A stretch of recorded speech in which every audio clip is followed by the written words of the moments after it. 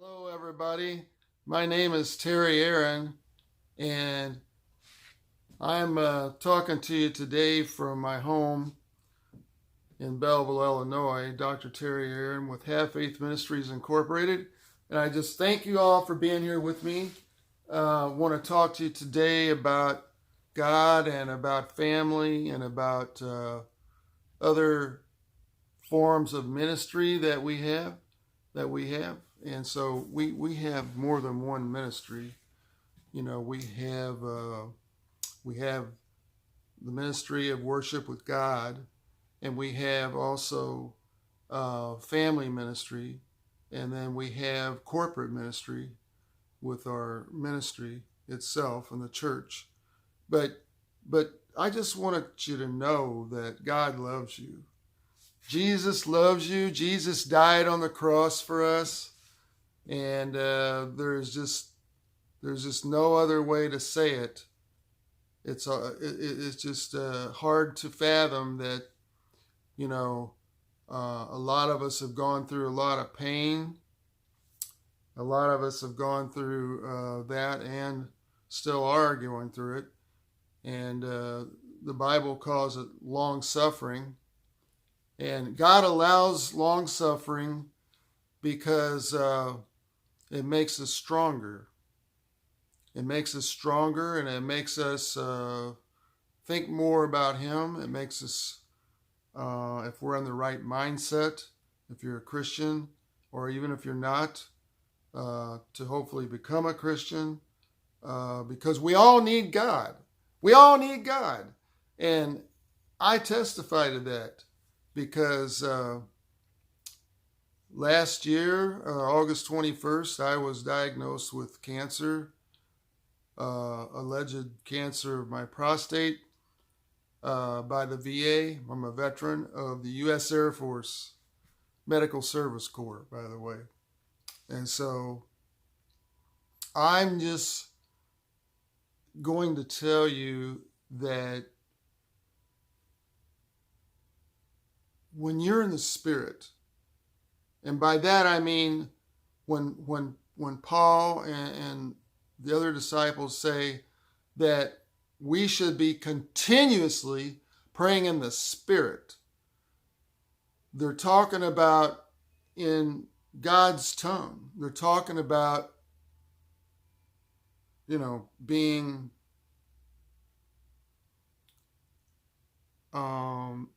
having a mindset of Christ with the warfare in the Spirit, the spiritual warfare.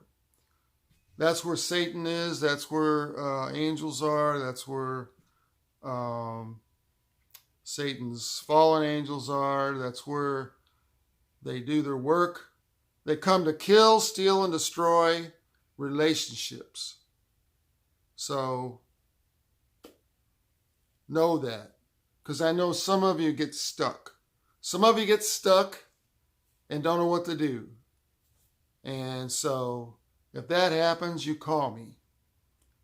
The number is 1-800-505-8051. My extension is 333. And so I'm a licensed biblical therapist, and I'd be happy to talk to you about whatever it is you are stuck about, whatever's caused you to be stuck. So I think that most of you that I'm talking to today are Christians, and I believe that sometimes we just get on the beaten path of, like I'm saying, Jesus held my hand for 36 days out of 39 days because I needed Him. I said, Jesus, what am I going to do? I don't want to be embarrassed again. I don't want my bladder to be radiated. I don't want... When we need Jesus, when you or I need Jesus, when anyone gets to the bottom, you know what I'm talking about? when you get to the bottom, when you get to the most lowest place you can be, whether it be in finances or homeless or in the gutter, whatever it is. I've been there a few times. In this case, I couldn't do it by myself. I couldn't hold the urge to go to the bathroom. I couldn't hold my bladder. Couldn't hold my water.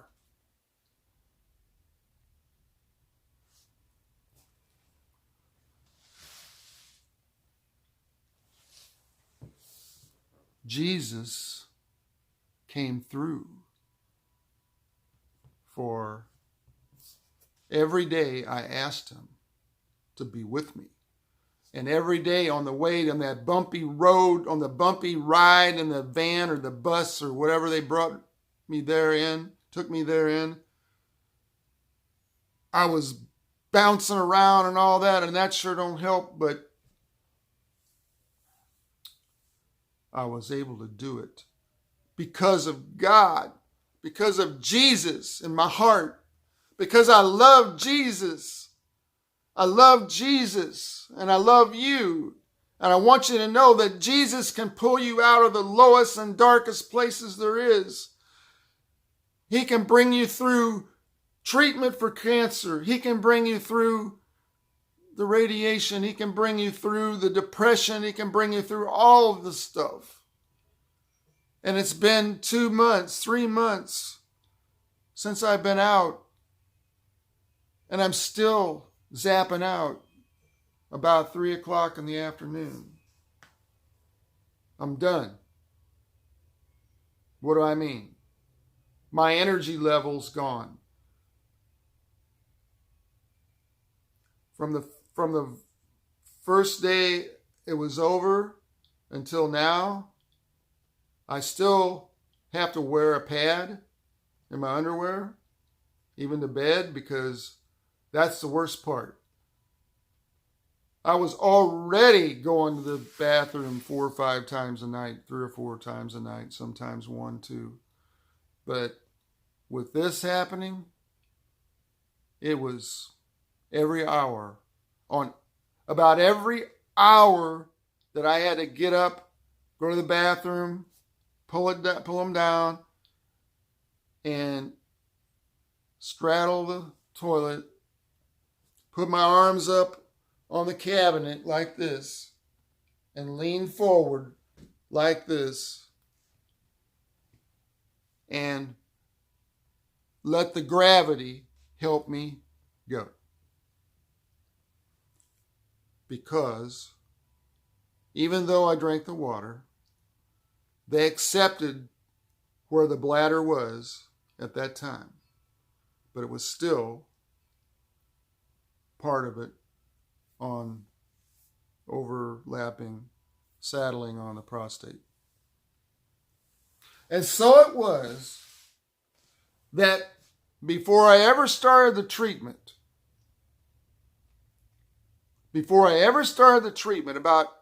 about 2 or 3 days after I heard about it on August 21st, about the 24th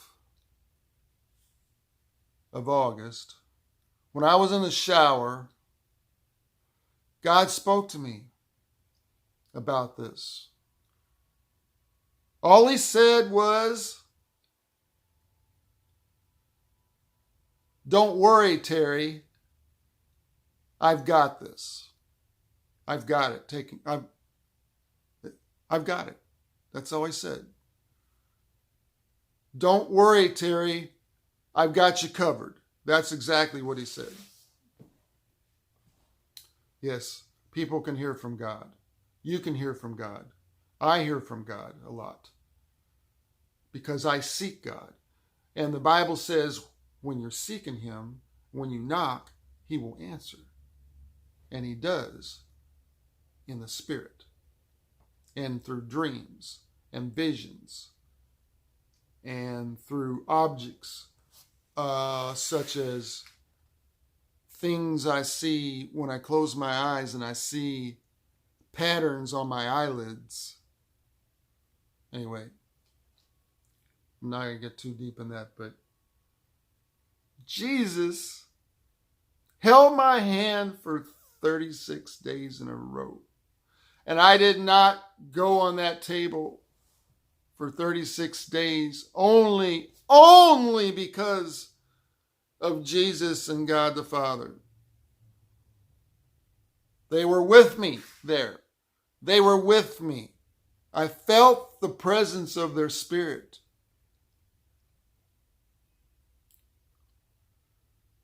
And I encourage all of you to study more. Look it up. Google it. How do you worship in the Spirit? Just Google it. How do you speak in the Spirit? Just Google it. To be able to speak in the Spirit or pray in the Spirit or interpret, they're called tongues. When we speak, that's called a tongue. Okay, so when we have tongues, and nobody has the same one, believe me, no one has the same one, just like no one has my fingerprints or yours. We hope. And I'm saying that because of identity theft. Anyway, it is a fact that it works. And I'm testifying. I'm giving my testimony to you. And to whoever else is watching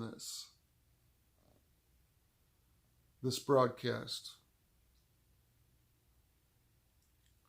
Because I don't want any of you to get stuck in your life. I don't want any of you to be in a hard time position. It's hard not to be right now. It's very hard not to be right now. We are all having hard times. And yet, some of us can still help our family. Some of us can still help others. Even though we don't have it, we still give it. We still give it. You get it? We can still give it. Not necessarily money, because God is love.